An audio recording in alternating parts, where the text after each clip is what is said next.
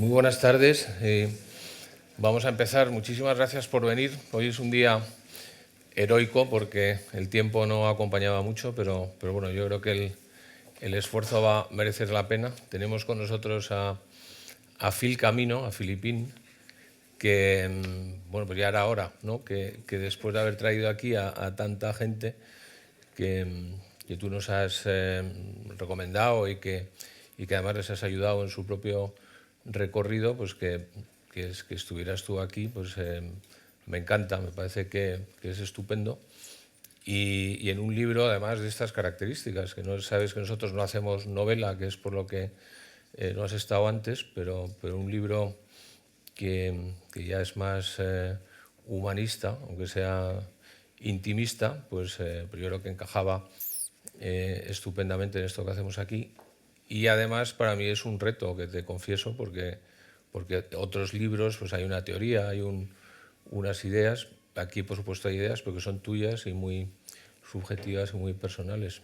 Bienvenida, Filipín, o te voy a llamar Phil, que es tu nombre De pluma. de autora, y te voy a preguntar lo que sabes que pregunto siempre. ¿Por qué tenemos aquí este libro? Bien, pues lo primero, gracias Santi, gracias Gadea, gracias Arantxa, gracias a todo el equipo de Avante. Como tú bien acabas de decir, Avante es un poco la casa de la editorial La Huerta Grande.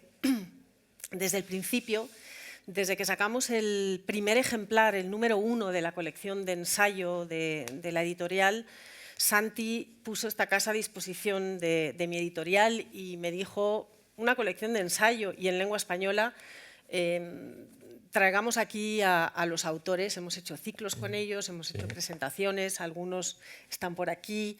Y te agradezco un montón. Y como bien dices, no sé si me tocaba o no, pero cuando me llamaste para decirme que habías leído el libro y que querías presentarlo, me llenó de orgullo y emoción, como dicen unos por ahí. Me gustó mucho porque, claro, yo siempre estoy ahí, ahí al lado de Gadea, ¿no? Por esa silla, siempre escuchando a mis autores. Y estar aquí hoy contigo en una charla Te he oído tantas veces hablar con los autores de la editorial que casi bueno, casi no, es sentarse con un amigo y sentarse con un gran lector, y qué más se puede pedir, ¿no? Cuando una publica un libro y se lo lanza al mundo. ¿Qué más se puede pedir que llegue a las manos de un buen lector? Y eso es lo que eres, Santi. Gracias, Gadea, también, que siempre me has apoyado. Y bueno, pues ahora contesto a tu... Bueno, y gracias a ustedes por venir. En efecto, en esta tarde lluviosa, esta mañana he dicho: vaya, hombre, llueve, ¿qué le vamos a hacer? Bueno, habrá un poco menos de gente, no pasa nada. Yo estoy acostumbrada a presentar libros en librerías en las que a veces somos 5, 6, 7 personas. Esa es mi vida, la vida itinerante de los escritores y de los editores, es estar siempre entre grupos de muy poquita gente, y por eso yo le digo, no paro de repetirles a Gadea y a Santi: no sabéis lo que hacéis con esto es una maravilla, esto es un lujo, poder venir aquí a presentar libros con tanta gente dispuesta a escuchar, es maravilloso, es un lujo. Entonces, gracias por estar esta tarde acompañándonos. Yo sé que es más por el cóctel que por el libro, pero no pasa nada. No creo. Claro, es que encima nos da un cóctel buenísimo.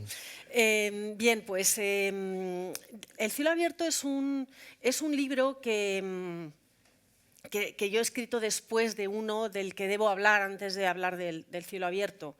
10 lunas blancas es un libro que comencé a escribir hace muchos años, y fue una especie de diario de escritura íntima, que yo creo que es lo que son estos dos libros que están aquí juntos en esta edición.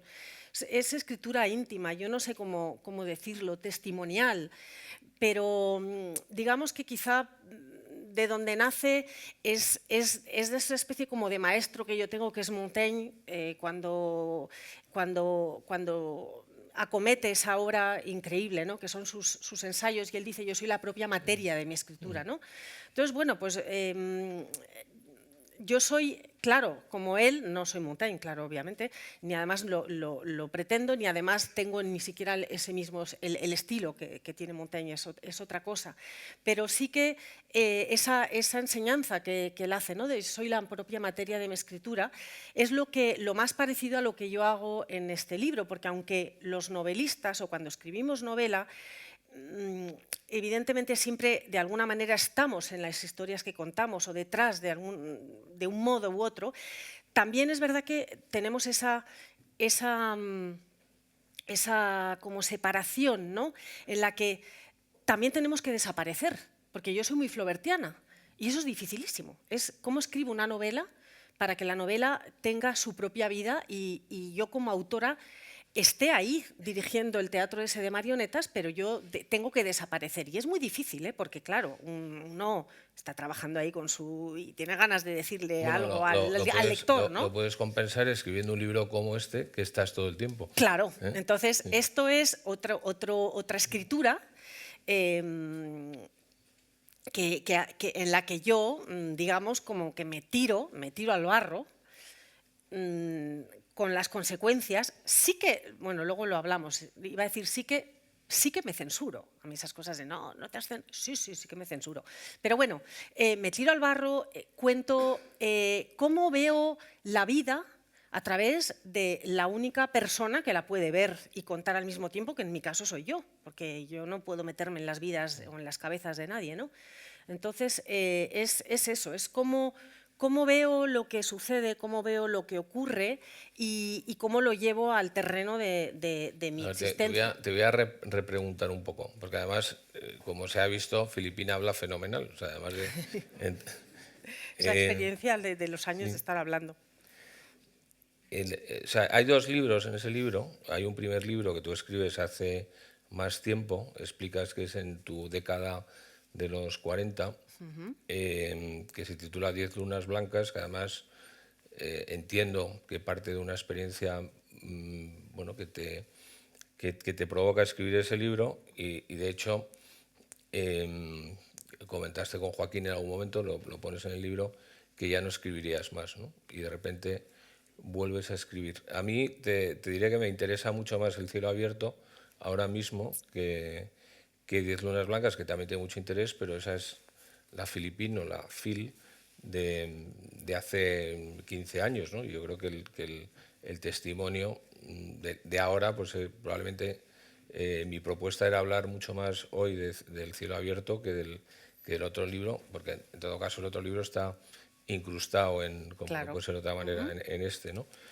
De hecho, tú en el libro propones que se lea antes la segunda parte, pero pero tú misma te traicionas, porque si hubieras querido que se leyera la segunda parte primero, haberla puesto primero, ¿no?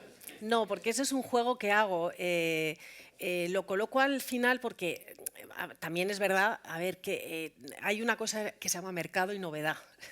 Entonces, claro, también nos obliga, ¿no? a presentar el trabajo de cierta manera. Entonces, bueno, el libro nuevo, el que yo terminé recientemente, fue El cielo abierto, pero yo quería... De hecho, no fue mía la idea fue de la primera editora que publicó 10 lunas blancas, la editorial Elba, que es maravillosa, por cierto, maravillosa editorial. Y entonces cuando ella sacó, Clara Pastor, hace 15 años, 10 lunas blancas, y yo le mandé El cielo abierto, me dijo, mira, yo ya no publico esta colección donde salió tu libro, porque la he clausurado, porque bueno, no vendíamos, el sino de no vendíamos y esas cosas. ¿Por qué no lo haces como un proyecto de escritura y lo pones junto, ¿no? Por eso me lo publiqué yo en la editorial, que los otros libros normalmente no me los publico en la editorial. Y entonces, en efecto, 10 lunas blancas nace, que tú lo has dicho ahora, de un capítulo triste, muy triste de mi vida, que es la muerte de una hija, y a partir de ahí nace esa pulsión de escritura, que es una especie de duelo tardío y es una manera de ordenar, ¿no? De ordenar las emociones y de enfrentarse a la muerte, ¿no? Y a partir de ahí hay como una especie de paz muy, muy grande, ¿no? De decir, hay una asunción de lo que es la muerte. Nabokov, que es un escritor maravilloso para mí, tiene una cosa que dice que es para mí muy triste, ¿no? Dice, la existencia es esa breve brecha de luz entre dos eternidades de tinieblas, ¿no? Esa frase a mí me parece como lapidaria, muy triste, y como sus memorias, que es donde lo dice, me habían revuelto mucho. Dije, pues a lo mejor no es eso la muerte. Entonces yo me enfrento a lo que es la escritura de la muerte y a la escritura de la maternidad, porque al final es una hija la que se muere, tengo otros 4 hijos que están vivos, que están aquí además, y entonces pues eso genera ese tipo de escritura. Y llego a los 8 o 10 últimos años, digamos que el primero lo publico con 40 y el segundo lo publico con 53 que tengo ahora. Y entonces ahí la muerte aparece de otra manera. Hemos hablado tú y yo de tu madre, de mi padre recientemente. Yo echo mucho de menos a Teresa, que estaba siempre ahí sentada, por cierto, y quiero nombrarla hoy. Hablamos de la muerte en otras facetas de la vida en la que hemos crecido. Y entonces sigue por ahí la escritura, pero ¿qué ocurre? Que se me meten todos estos temas ante los que yo no me... ante los que no me sustraigo casi más como periodista, que ahí es donde, porque yo escribía columnas en la prensa y me cansé de escribir porque decía, es que lo único que hago es como fomentar más ruido en el ruido, porque aquí estamos todos como gritándonos mucho y además no creo que esto aporte nada a nadie, ¿no? Es como una vocecita más en medio de esa especie de enorme... Sí, el ruido te expulsa. El ruido me expulsa y me expulsa a algo más íntimo. Yo tenía un guión. Dale. Es que a mí me gusta mucho hablar con la gente. No, coincido mucho con lo que has dicho de las dos perspectivas de la muerte que están en los dos libros, y que además eso hace que tu libro sea un poco menos subjetivo y un poco más sistemático, porque algo de sistemático también hay en el libro. La semana pasada estuvo aquí Gregorio Luri presentando su libro, estuvimos hablando de su libro La dignidad del mediocre, y en ese libro comentaba Luri en una idea que tiene que ver con tu libro, que te cito, dice: nadie es un héroe para su ayuda de cámara. En el fondo, nadie resiste su propio análisis. Y tú esto lo planteas en el libro de una manera parecida, a través de Faulkner, que dice que uno no puede escapar de lo que ha hecho mal. Tú propones olvidar, pero la pregunta que te quiero hacer, y ahí empezamos, es si conviene olvidar, ¿por qué lo escribes? Que te lo preguntas tú en el libro también. No, es que el ejercicio del olvido no tiene, digamos, distintos ángulos. No se puede olvidar sin haber hecho el ejercicio de la memoria. Yo esto creo que es absolutamente fundamental. Cuando hablamos de recordar y de revivir lo pasado, creo que debemos hacer ese ejercicio, y para mí la única manera sana de hacer ese ejercicio es si eso te sirve luego para olvidar. Porque si eso te sirve para no salir de una dinámica que no te permite avanzar hacia ningún sitio o hacia más negrura, estamos en un problema. Entonces, yo creo que es fundamental. Yo creo que Faulkner ahí lo que viene a decir es que el olvido es absolutamente necesario, pero como era un tipo brillante y además escribía mucho, no se olvida de escribir todo aquello que le sucede en la vida o le sucede a la vida que él observa, ¿no? Como un buen narrador que es, y lo plasma en esas maravillosas novelas. Ese es el sentido que yo le doy. Es decir, si yo cuento la muerte de mi hija o la muerte de mi padre o las bondades de la amistad o del amor, de lo que significa para mí la familia, es una manera de recordarlo, de tomar acta, pero de poder decir, bien, esto está bien, pero ahora ¿qué más hay? Y ahora sigamos hacia adelante. No hay nada peor que la memoria que se queda estancada en el pasado, porque entonces lo único que tienes es rencor, venganza, no caminas hacia adelante. Comentábamos antes de que nos hemos visto un momento de que íbamos a hablar, yo te he dicho que íbamos a hablar de ti, porque eres el sujeto del libro, que a lo mejor podíamos hablar otras cosas, pero yo creo que es interesante que hablemos de ti estoy seguro que a todos los que han venido para que hablemos de ti, que eres la protagonista de tu libro, pero cuéntanos qué diferencia hay entre la Phil que escribió el primer libro y ahora, que creo que hay mucha, se ve que hay mucha. Bueno, lo primero que te diría es que cuando dices vamos a hablar de ti, voy a hacer aquí como una especie de... Disclaimer. Sí, disclaimer o trampa de autora. Vamos a hablar de la autora. Vale, bueno, sí, porque luego, claro, los que están aquí que me conocen saben que yo tampoco soy lo que está ahí. Soy lo que está en la vida y luego ahí soy una especie de como de ejercicio intelectual. Y sería absolutamente insoportable convivir en la vida del día a día con la autora, ¿no? Entonces, creo que es bueno separar esto y además creo que es un ejercicio muy bueno contra el narcisismo, que además es una enfermedad que creo que está invadiendo. Vamos a hablar con la autora, luego cuando subamos al cóctel ya saludáis a Filipín. A Filipín y ahí podemos, en fin, hablar de otras cosas. Pero bueno, la diferencia que hay entre la primera y la segunda autora de ese libro, bueno, pues no sé, es crecer, creo yo, es crecer y es la experiencia de la vida, la propia experiencia de la vida, lo que te, ante los desafíos ante los que te pone la vida y los desafíos ante los que tú misma te colocas, ¿no? Porque la vida es una mezcla un poco de todo. Yo supongo que si alguien leyera mi primera novela y luego lee la última que he escrito, pues también vería una evolución en el lenguaje, ¿no? Que también responde a ese cambio. Claro, es que yo ahora soy abuela. Y cuando escribí 10 lunas blancas estaba todavía viviendo la pérdida de una niña de unos días de vida. O sea que hay un espacio de tiempo que me configura de una manera distinta. Bueno, yo creo que hay un recorrido muy positivo. Bueno, gracias. Está bien que un amigo te diga eso. En el libro hay muchos temas, que es un poco lo que te voy a ir lanzando.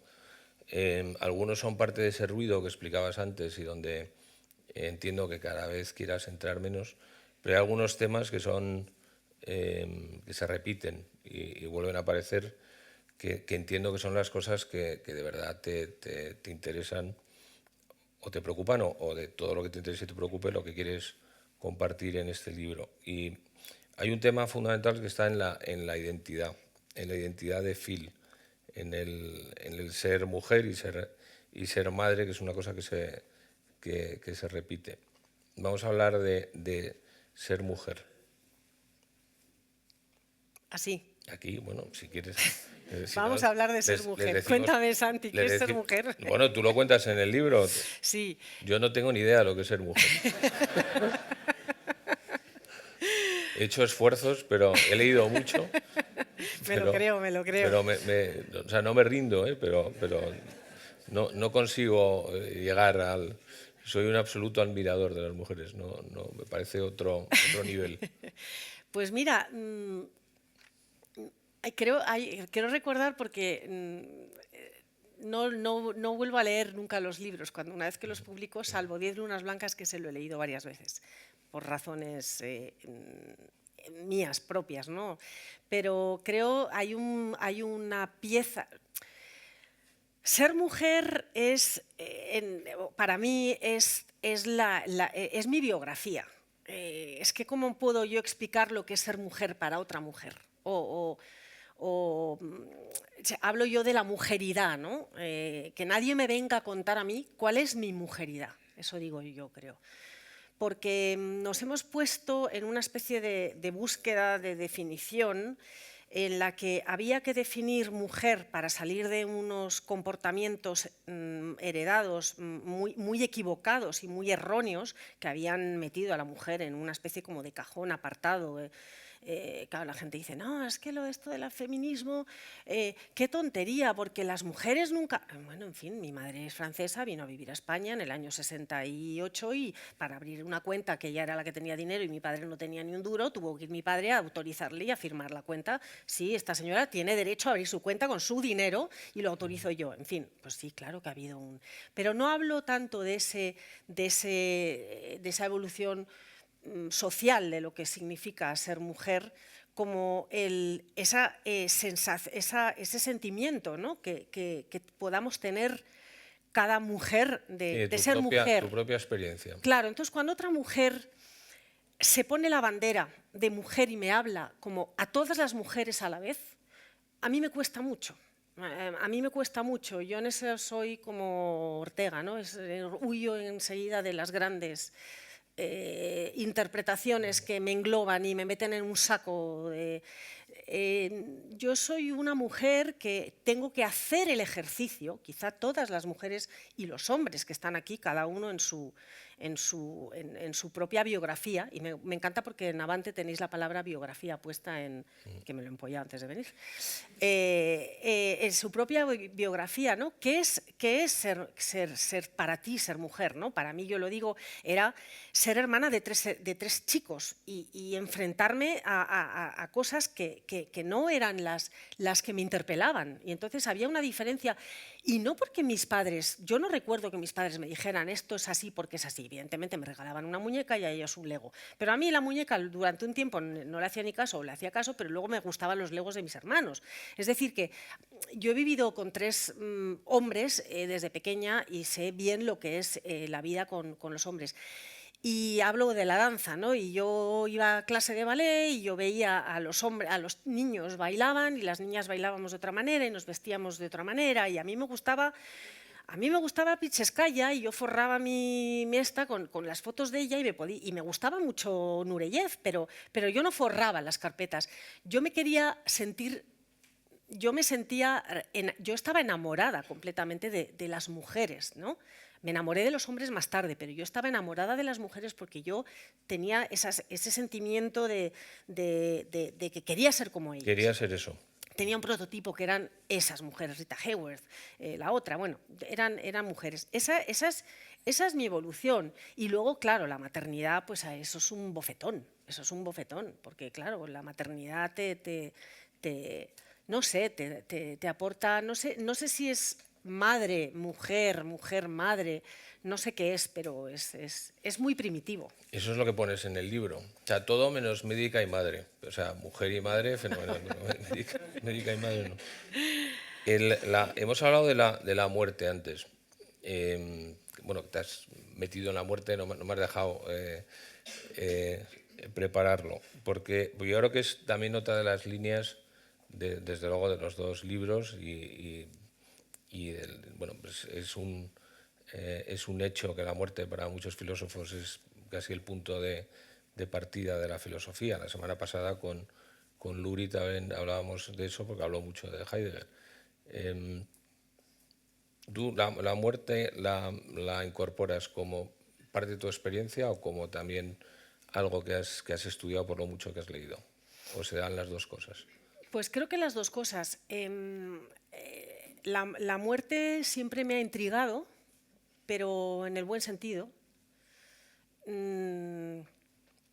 Creo que cuando pienso en el arte, sí me doy cuenta, y lo he leído, pero luego he pensado en ello, y sí creo que hay una pulsión de querer dejar algo, ¿no? Dejar algo en la obra, en un cuadro, en un libro, en una pieza de danza, dejar algo porque sabemos que estamos aquí el tiempo que estamos. Y entonces pensar en la vida, de alguna manera, es saber, aceptar que se va a terminar esa vida. Pero ¿qué pasa? Que a mí la muerte ni me asusta, ni me supone un pensamiento más allá de lo que es la experiencia que yo tengo vivida de la muerte. Y es verdad, lo pongo en el libro. Mis hijos en un momento dado, no sé si fue Gabriela o quién fue, pues me dicen: mamá, es que se muere mucha gente a nuestro alrededor. Y yo le digo, sí, es que somos muchos para lo bueno y para lo malo, somos muchos, una familia muy grande, tenemos la suerte de tener muchos amigos. Entonces, se muere gente muy cercana y es una enseñanza, ¿no? A mí la muerte creo que hay que afrontarla con el mayor con frialdad y con calidez, por otro lado, y no dejar que nos entierre, ¿no? Me decías, ¿qué tal está tu padre? Triste. Pues es maravilloso. Cuando alguien se muere hay que estar triste.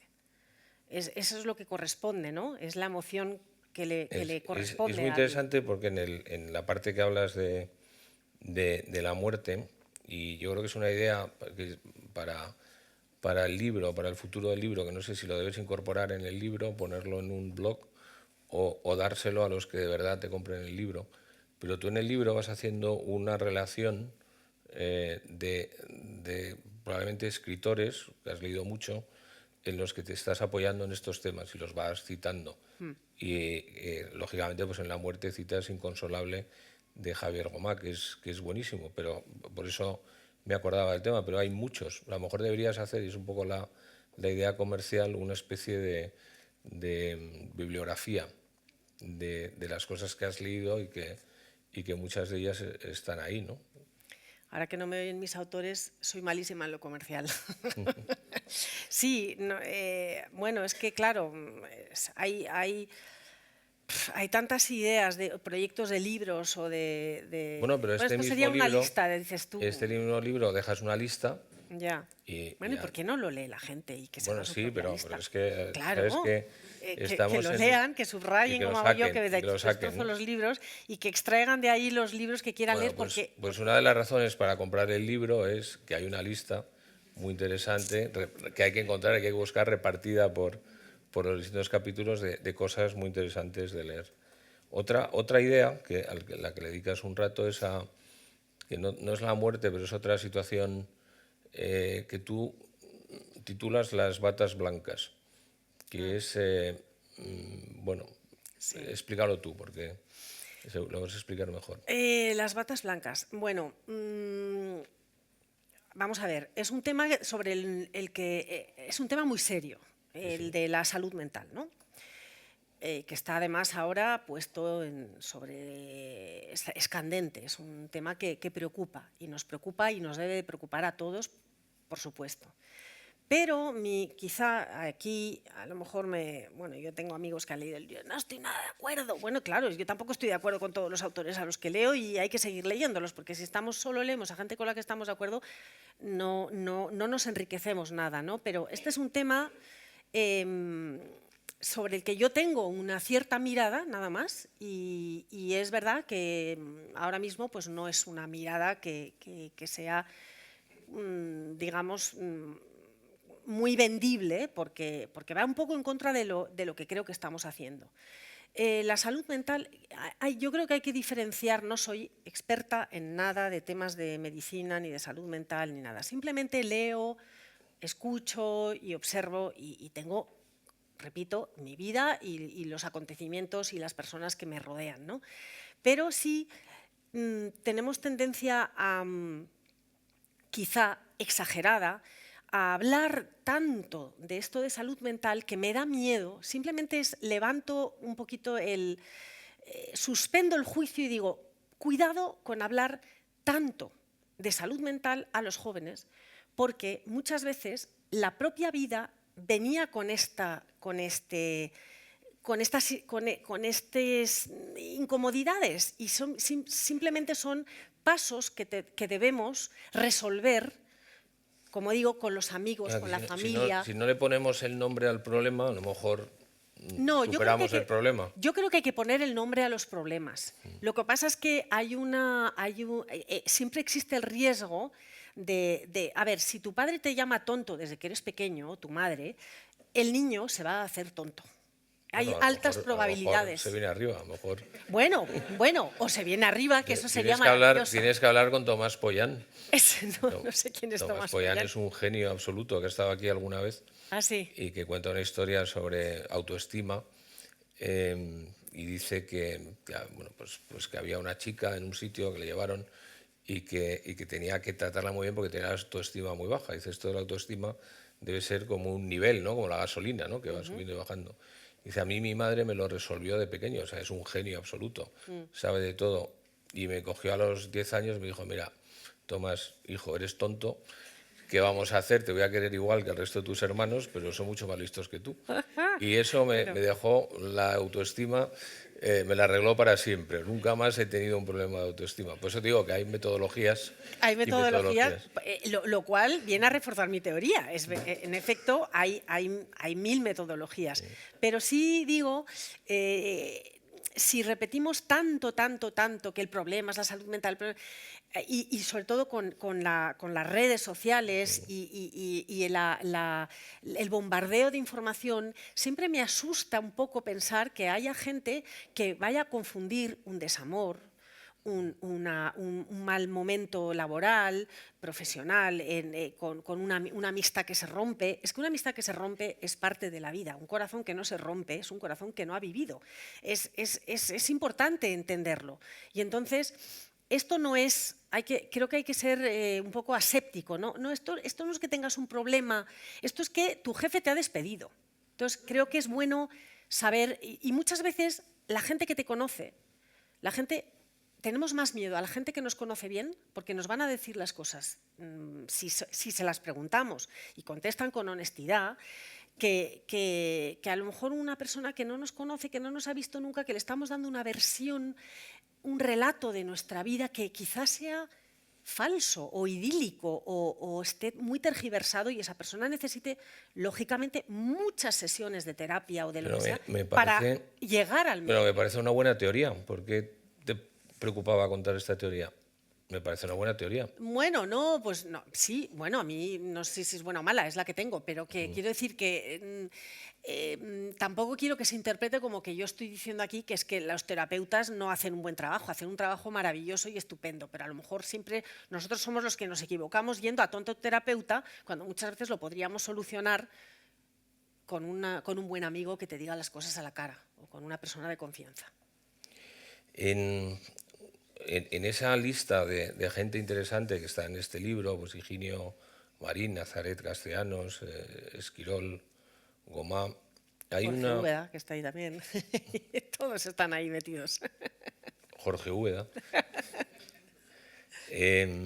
Hay otro tema que también está en el libro. Mira, Jorge Úbeda es la fraternidad. Sí, efectivamente. Que estuvo aquí también hablando de fraternidad, pero eso es uno de los temas del ruido, que son más de lo que está pasando que quizá tuyos, que es donde estoy intentando centrarme más. Pero un tema que aquí hablamos también con Graciela, ¿te acuerdas? Es el feminismo, que probablemente es una consecuencia de tu preocupación porque no te digan cómo tienes que ser, cómo ser mujer. Y hablas que me gustaría que lo explicaras, de un feminismo individualista más y un feminismo más comunitario. Y ahí te plantas también un poco, ¿no? Ante lo que te propone el pensamiento reinante, ¿no? Claro, esto tiene que ver con lo que me has preguntado al principio de lo que es para ti ser mujer, ¿no? El feminismo, bueno, yo lo primero que voy a recomendar es ensayo de Graciela Rodríguez Alonso, que es una belleza, que se llama La epopeya de las mujeres, y creo que ella hace un recorrido histórico de cuál es la evolución de la mujer hasta los días de hoy, y es fabuloso ese libro, es una maravilla. El feminismo, ya lo he dicho antes, el feminismo es como todo, es absolutamente, es una consecuencia de una situación en un momento dado que necesita de una especie de revolución para que a las mujeres se las oiga y digan, hasta aquí hemos llegado, nosotras tenemos las mismas oportunidades. Tenemos que tener las mismas oportunidades que los hombres, porque queremos hacer nada más y nada menos. Nuestra reivindicación es tan sencilla como poder acceder a lo mismo a lo que acceden los hombres. Y en ese acceder a lo mismo, creo que es bueno reconocer que ha habido muchas injusticias históricas que han llevado a la mujer a pedir a reclamar esa exigencia, ¿no? Hasta ahí, todo bien, lo suscribo, creo que lo suscribiríamos todas las personas que estamos en este auditorio. ¿Qué ocurre? Esto es como lo de cuando ya tienes ya tienes atada la batalla, necesitas más batallas, porque esa batalla a lo mejor no es suficiente. Entonces, ahora que parece que ni siquiera está terminada, que ese es donde yo llevo el cuidado, es que todavía no está acabada esta batalla del todo, porque a lo mejor aquí en este entorno sí, pero ¿qué pasa en Irán, por ejemplo, que estamos viendo? Quiero decir, queda mucha batalla por dar, si nos vanagloriamos de ser tan multiculturales y tan abiertos al mundo y al otro y no a las fronteras. Entonces tenemos un discurso de mucha apertura hacia el otro cuando nos viene bien, o no, que estas son todas las cosas que podemos hablar de los discursos, que es que me impresionan cómo podemos defender A aquí, B aquí, aquí no, aquí es A y aquí es B. Es decir, según con qué estemos o con qué ideología nos movamos por la vida, defendemos lo mismo y lo contrario, ¿no? Entonces, las mujeres bien hasta allí, pero hay un feminismo que deja de ser feminismo para ser simplemente otra cosa. Llamémoslo de otra manera. Estamos reivindicando, efectivamente, que como yo soy mujer blanca que vive en un país desarrollado, que no sé qué, no sé cuántos, le voy a ir a explicar mi feminismo, el que sea, a una mujer que vive en un país subdesarrollado, con unas circunstancias totalmente distintas a las mías, qué es lo mejor, y a lo mejor voy a hacer una sopa en esa especie de búsqueda de casi como de batalla hacia ella, que luego cuando me la traigo lo que voy a decir es lo contrario cuando vuelvo aquí. No, es que esta mujer hay que entender su cultura, pero ¿en qué quedamos? En que tú has logrado esto y que se lo has ido a contar y que allí le explicas, no, es que en África estoy defendiendo que las mujeres independicen de los hombres, pero cuando volvemos aquí, no, es que hay que respetar, que ellas vienen de otra cultura. Claro que hay que, pero esa batalla hay que afinar mucho. Si la vas a dar, dala, pero ojo, hay que hacerlo de una manera Habría fina. muchos tipos de feminismo ahora mismo, No sé si son o muchos un tipos de cinismo feminismo. Que se ha apropiado del feminismo. Es que del feminismo vienen todas las, vamos, del feminismo, a ver, esto lo voy a decir así un poco de manera burda, pero del feminismo y de los problemas derivados de la inmigración o de la mezcla de culturas, provienen todos los sismos que luego han derivado en lo que hemos llamado luego más adelante, cuando ha sido como una explosión de todo ello, lo woke, ¿no? Que también creo que, no sé si pronuncio la palabra Sí, bueno, sí, creo que sí. haces una crítica. Pero bueno, que quiero decir que hay una avalancha de esta identidad, sacamos esta identidad, y de esta identidad esta otra identidad, y de esta identidad y de este problema otro. Y bueno, pues no sé, vayamos poco a poco. Permitamos a la gente que vaya poco a poco. Y en este momento actual del feminismo, donde llevamos unos meses largos que la versión más radical le está saliendo un poco el tiro por la culata, ¿no? De que los que eran más radicales en los planteamientos son los que se encuentran con, como decían, con algunas lagunillas, ¿no? en sus filas. O sea, ¿cómo reaccionamos ante un planteamiento Ábalos o un planteamiento más reciente, Julio Iglesias? ¿Cuál es el capítulo que Phil escribiría hoy de esto que está pasando? Pues me imagino. ¿Cómo lo has, quiero pensar que muy parecido al tuyo. ¿Cómo lo has procesado? Sí, pero claro, como yo te estoy entrevistando a ti. Pues mira, pues lo tienes que decir tú. Lo he dicho, claro, pues creo que el rasero debe de ser el mismo siempre para todos igual. ¿Qué es eso de poner un rasero? Es que como este es de mi cuerda, voy a cerrar los ojos y voy a tratar de excusarlo, y me da igual que sea por un accidente, como estamos viendo que está sucediendo ahora mismo, por un fallo del sistema, por un tema de feminismos, por un tema de quítate ahí tu rodeo el Congreso, que pongo aquí mi Capitolio, quiero decir, ¿en qué quedamos? Yo creo que hay que tener un poco de honestidad intelectual y básica. Si esto está mal, si yo a mi hijo, ¿qué le puedo enseñar a mi hijo? Que esto, si un niño te pega en el colegio, devuélveselo, pero si te pega tu primo hay que enseñarle el perdón. Si un niño te pega y tú pegas a tu primo, está mal, ya sea el niño que pega en el cole y el niño que pega en casa. Está mal siempre, da igual que sea, porque lo he educado yo o porque lo ha educado otra persona. Entonces, yo diría que seamos un poco honestos y además tengamos cuidadito con lanzarnos al ruedo del juicio rápido, porque también esa es otra que estamos viendo. Vamos, todo el mundo a juzgar lo que ha pasado sin tener la información y sin saber. ¿Qué tal si esperamos un poquito? Reflexión. Bueno, te voy a sacar de aquí, que estamos saliendo de tu interior para ya comentar el mundo, pero quiero volver al arte. Y aunque no le dedicas mucho espacio, si planteas el arte de una forma, yo creo que es muy intensa, lo hemos comentado antes. Básicamente con un ejemplo que me gustaría que contaras y que además seguro que vas a convencer a todos para que en un rato, esta noche, vean lo que es para ti el ejemplo del arte, ¿no? Ese paso a dos que te hace bueno, pues explicarlo perfectamente. Sí. Es el de Preloskov, ¿cómo se dice, Joaquín? Preloskov. Es que aquí tenemos al mejor bailarín de este país, o sea que yo hablando aquí de ballet, qué horror. Angelín, ¿no? Angelín. Sí, Angelín Preloskov, o Preloskov, que nunca sé en qué sentido van. Sí, es una obra, es una pieza suya que se llama El Parque, y hay un momento que es un andante de Mozart, que es, de verdad, vuelvan esta noche a sus casas, pónganselo en el ordenador, en la televisión, en el iPad, en lo que sea.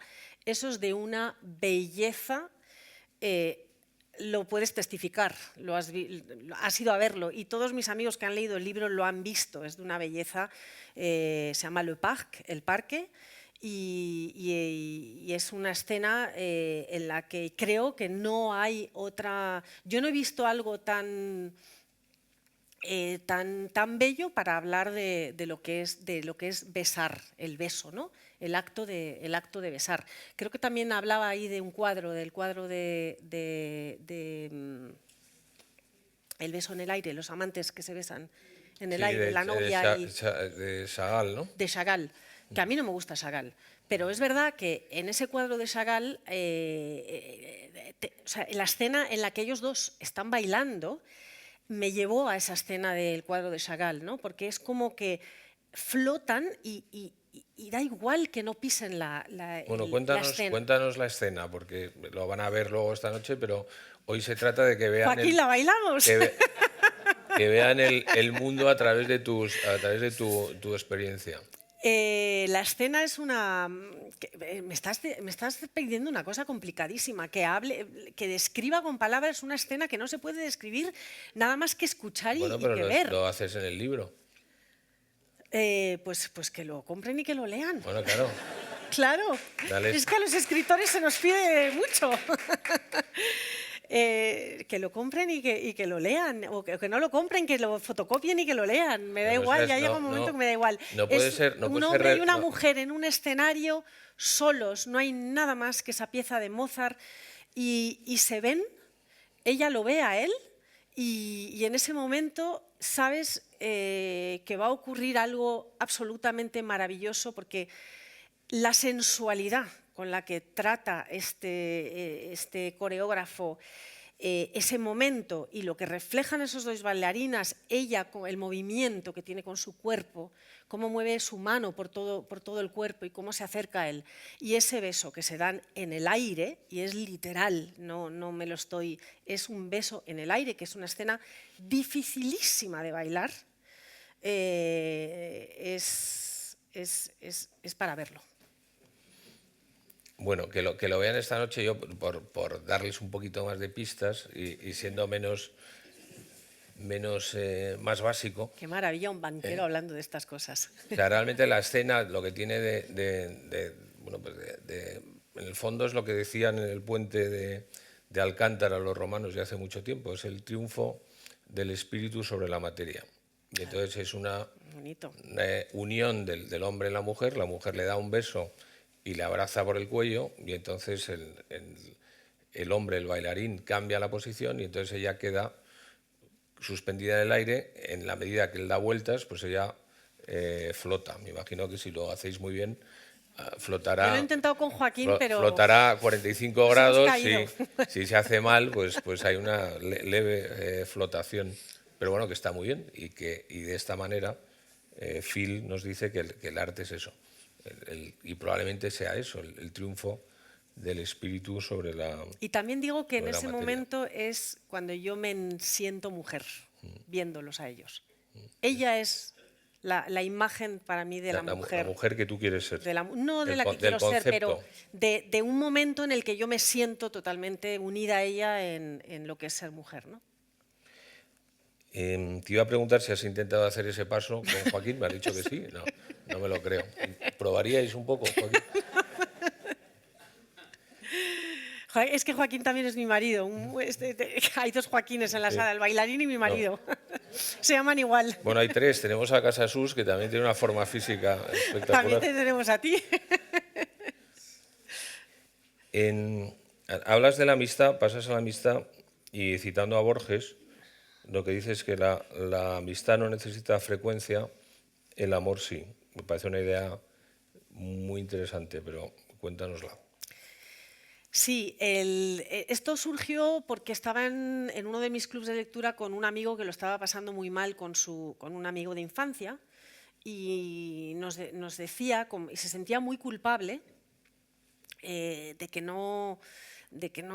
que llevaba mucho tiempo sin verlo porque no podía verlo, porque sus vidas habían divergido tanto que no se encontraban, y de repente había sucedido algo y tenían como se habían reencontrado, pero era muy difícil y tenían que recomponer esa amistad. Y leyendo, y después de oír lo suyo, me acordé de ese libro en el que se lo había leído a Borges. Esa es Borges, ¿verdad? Borges. Sí, es Borges. Y me pareció en efecto, me pareció muy bonito. Yo creo que esto vuelve a ser mi experiencia, una opinión que simplemente se deriva de lo que es para mí la relación amorosa o el amor, ¿no? Yo creo que el amor entendido, el amor de pareja, el amor necesita esa frecuencia. Sin esa frecuencia creo que ese amor se apaga. Saint-Exupéry en El Principito tiene una frase muy bonita que dice que el amor son dos personas que se miran a la cara, pero sobre todo son dos personas que miran hacia una misma dirección. Yo estoy de acuerdo y no tanto. Yo le diría a Saint-Exupéry, de acuerdo, dos personas que miran en la misma dirección, pero si no se miran a la cara, perdemos las coordenadas de hacia dónde va el camino, hacia dónde vamos, ¿no? Y en cambio la amistad, yo creo que sí puede permitirse por lo menos la amistad entendida como una amistad fuerte de juventud. La podemos perder, evidentemente la podemos perder y se diluye en el tiempo, pero siempre la sentiremos como una pérdida, o la podemos simplemente perder momentáneamente, que yo creo que es a lo que se refiere Borges, pero la recuperamos. Y la recuperamos a veces erosionada y hay que rehacerla, pero es un poco como montar en bicicleta. De repente te reencuentras con alguien y dices, anda, no se me ha olvidado, ¿no? No se me ha olvidado que esta persona era mi amiga o mi amigo. Y te pones a conversar y recuperas el tiempo perdido y vuelves a encontrar a esa persona, con los códigos quizá que tenías, y eso también es una cosa interesante, ¿no? Yo tengo amigas de la infancia, hemos crecido juntas, y es verdad que cuando hablo con ellas tenemos unos códigos que yo no tengo con absolutamente nadie más. Yo coincido muchísimo con esta idea. De hecho, creo que en la amistad y con los amigos el tiempo se para entre cada vez que te ves, con lo cual tú eres igual de amigo que un amigo, aunque haya pasado mucho tiempo y en el segundo siguiente has vuelto a donde estabas. Pero esto, tenemos aquí a Jorge Úbeda, que sabe que esto lo dijo ya Platón, ¿eh? Y Platón distinguía entre el amor-pasión, ¿no? y el amor-amistad. A lo mejor la cuestión referida a los matrimonios está en que si solo pretendemos que haya amor-pasión, dura poco o tenemos una pasión constante. Entonces, sí, yo creo que la reconversión de ese amor o que se complemente con una amistad, pues hace probablemente que sea mucho más eterno, ¿no? Si el amor pasión no deviene en también un amor amistad, pues va a ser muy difícil. Vamos a tener una vida un poco atormentada, ¿no? Buscando siempre el último. Yo creo que es una idea que me ha interesado mucho. A lo mejor puede ser el principio de otro capítulo de otro ensayo. De otro ensayo. Me estás A poniendo lo a mejor lo voy a trabajar. hacer, Jorge. Hay un libro de Comte Sponville que está muy bien, que habla de esto, del amor y del sexo y de la muerte. Estoy de acuerdo con lo que acabas de decir, así que me callo. Oye, una cosa que sale continuamente, y esto es también parte de tu biografía, y así aprovecho para preguntarte y a mi propia curiosidad. Tú has vivido mucho tiempo entre Madrid y Nueva York y probablemente otros sitios. Háblanos de Nueva York, que es una constante también no de este libro, de los dos libros. Pues a Nueva York le podría aplicar exactamente lo que acabas de decir de la amistad y del amor. Nueva York es una historia de amor y de pasión, y estoy continuamente tratando de buscar el modo de que se convierta en esa primera efervescencia, ¿no? en amistad, en encontrar ese temple, ¿no? Llevo 14 años, ahora creo que son 14 años pasando mucho tiempo allí con mi familia, y es una ciudad en la que encuentro muchas cosas, pero nunca me encuentro yo del todo. Por eso tengo una relación de amor y odio con ella. Tengo una relación, es maravillosa porque me ha hecho conocer tantos modos de vida distintos, me ha hecho conocer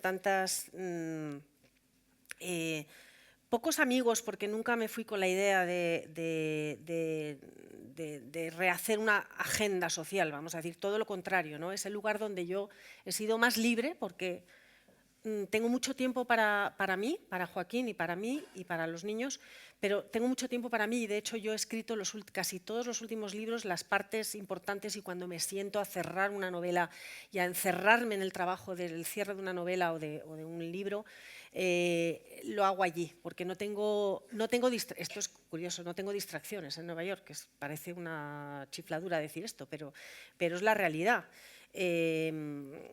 Y las que tengo son muy buscadas, no son obligaciones. Yo tengo muy pocas obligaciones allí. No, te voy a hacer la pregunta de otra manera, que era un poco ya más No te gusta más mi provocadora. respuesta. ¿Cuál es tu casa? O sea, en ese recorrido tipo Hiperión que sale, busca y luego vuelve, el sitio al que vas a volver, ¿cuál es? Es Les. Les, Santander, mi casa está allí. Sí, absolutamente. Y me encanta Madrid, lo paso fenomenal aquí. Ya te digo que Nueva York siempre va a estar ahí, porque siempre tendré que volver de alguna u otra manera, pero Les es mi casa, porque ahí está mi familia y ahí está la tierra, Tara, la ¿no? tierruca. Tara, ¿no? Tara. La que te da la fuerza. 12 Robles, Tara. Sí. Ahí está, sí. Bueno, cuéntanos, si quieres, de tus planes para el futuro. O sea, el libro dentro de 10 años de Pues los 50 a los 60. De los 50 a los 60, en esta línea, pues no sé, porque la vida me va a sorprender con lo que ella quiera. Bueno, qué le pides a esta década? ¿Qué le pido a esta década? Más nietos puestos por pedir, luego que hagan lo que quieran, ¿eh? Seguir escribiendo y es que, no sé, es que a mí me gusta mucho la vida y lo paso muy bien. Entonces, pedir, intentaré seguir haciendo lo que hago, más o menos, para que más o menos me siga yendo la vida Y en como me ha el ido tema hasta de ahora. escribir, ¿cuáles son tus inquietudes ahora mismo? No de Pues lo he que... terminado una novela, bueno, es una novela que llevo bastantes años escribiendo, en la que esto siempre se va, esto es como un proyecto aparte. Puedo estar escribiendo otro libro y esto va a lo suyo. He terminado una novela muy rara y yo qué sé, no sé qué va a pasar con esa novela. No, empezó con 580 páginas, vamos por 380 y a lo mejor, como le decía el otro día a una amiga, a lo mejor acaba en un relato corto. No lo sé, es un experimento. A mí me gusta mucho jugar e investigar con la escritura. Para mí la escritura es una herramienta para descubrir, para conocer, para conocerme, para amalgamar todo aquello que leo, ¿no? Y entonces cada novela mía es totalmente distinta a la otra. Esto no pasa nada. Eso quiere decir, hay autores de un libro, se dice, ¿no? Que toda la vida están escribiendo el mismo libro, y hay autores que Bueno, hay vamos autores que brujuleando. escriben siempre el mismo libro, Sí, varias veces. sí, también. Oye, a mí, por ejemplo, Barragán, que es un arquitecto que me parece una maravilla. Barragán es un arquitecto que siempre construye, ¿no? Es muy reconocible y me encanta, pero yo no soy así. Y entonces ahora pues escribí una novela también respondiendo a lo mismo que cuento aquí en este libro, ¿no? A ese ruido.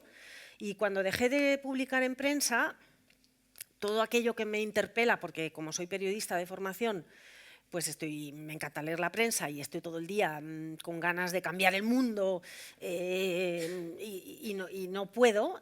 Hay una frase maravillosa de Marguerite Duras que se dice: escribo porque cuando escribo callo. Para mí es la definición perfecta de lo que es la escritura. Cuando escribo callo, pero claro, imagínate qué manera de callar aquí. Creo. Entonces, esto es una distopía, no es una distopía, es una novela fantástica lo que he escrito. No sé por qué salió, pero salió así. ¿Y por qué la estás jibarizando? ¿Por qué la estás reduciendo? Porque es muy difícil, porque es un ejercicio de humildad, porque yo pensaba que estas cosas de la fantasía es complicadísimo, sobre todo si la quieres escribir a partir de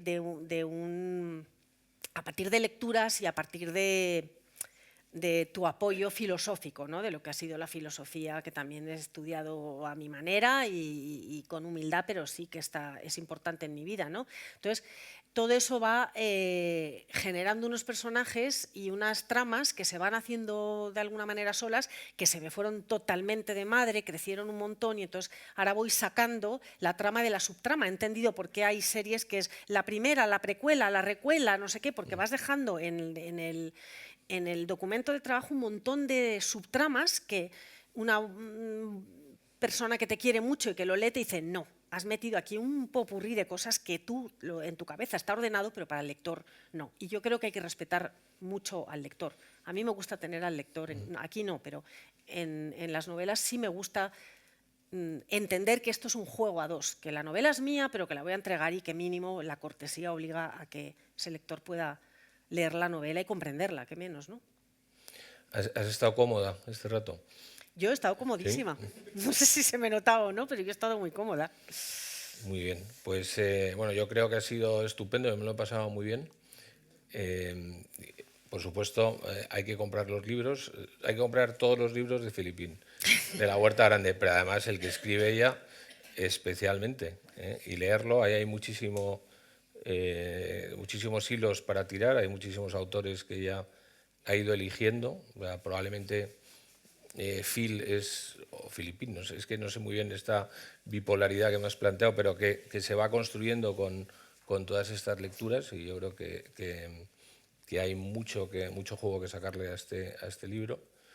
Y bueno, yo creo que te vamos a despedir con un grandísimo aplauso, pero que tiene que ser por esto y por todos estos años de recorrido juntos, y que estamos en avante. y todo tu público muy agradecidos. Muchas gracias.